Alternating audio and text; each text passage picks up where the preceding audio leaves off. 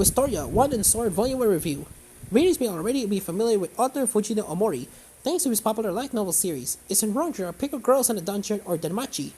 Until now, Omori has kept himself busy with the series and its various spin-offs, but recently it's teamed up with mangaka Toshi Aoi to create something brand new in the form of Wistoria 1 and Sword. Does it prove a must-read? Let's find out. Our story follows protagonist Will Sarford, who attends the regular magical academy, but chasing his dream of becoming a magia vendor, a magician who stands above all others. Unfortunately, Will has absolutely no magical talent to speak of. In fact, he can use magic at all. The only reason he hasn't been expelled from Regarden so far is simply due to the fact he's very talented with a sword. He has been earning credits on written work and defeating monsters in the dungeon that lies below a mighty tower in the center of the city. With credits related to spellcraft completely out of the question, Will's friend and teacher, Professor Workner, fears he'll fail to graduate, never be because a magia vendor. However, Will's not prepared to give up as he's driven by a childhood promise to stand alongside friend Elfie, who became the youngest ever magia vendor and is waiting for Will to catch up to her and stand with her at the top of the tower. If you like shonen manga, then the setup for Wistoria 1 and Sword will be very familiar to you. It's a zero-to-hero storyline with a plucky protagonist who has the odds stacked against him and hopes to overcome them with a talent not readily accepted by society. In this world, how powerful your magic is determines how successful you are. So, for someone with no magic, Will is constantly discriminated against by those around him. Even some of the professors at the academy are eager to get the poor boy expelled, no matter what lines they have to cross to accomplish it.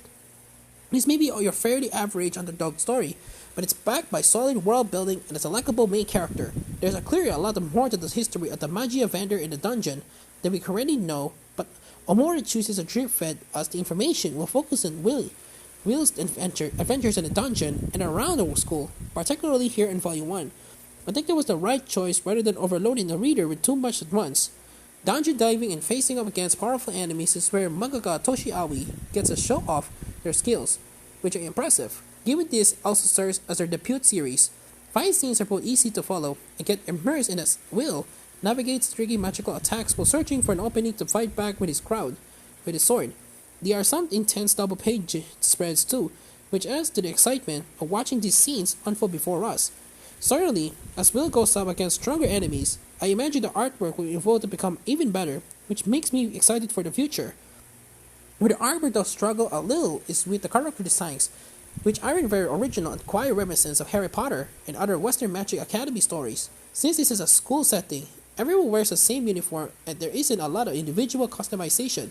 So once we end up with a more extensive cast, I do worry it will be difficult to remember who's who.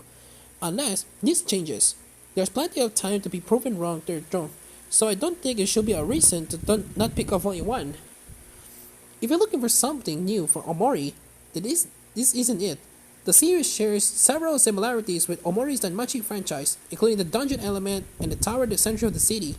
I don't think that's a bad thing, given how long Omori has been polishing this concept and how the experience based off here. But all the same, it's worth bearing in mind if you are someone who dislikes his work or other work or doesn't want something similar to it. It's what Wistoria 1 and Sword Volume 1 comes to the West thanks to Kodansha. It has been released in one of their larger format books, which the artwork certainly benefits them from. This release has been translated by Atina and Altia Nibley, with lettering by Sarah Lindsley. The translation reads well with no issues to speak of. The series is ongoing in Japan, with 6 volumes, and Volume 2 is currently scheduled for an English release in February. The series currently appears to be on a near monthly release schedule in English until Volume 6 has foregone a digital first release to debut in print ebook form at the same time. This does make me wonder if there is an anime announcement imminent, which will be exciting. Overall, Wistoria 1 and Sword may not offer anything particularly original in the shonen genre, but it's still a worthwhile read if you're looking for something that ticks these boxes. Certainly, if you're an existing fan of the author's other work, then you want to pick this up to see what fate has in store for our protagonists in the world. When your sword proves mightier than one, a free review can be read on Kodansha's website here. 8 out of 10.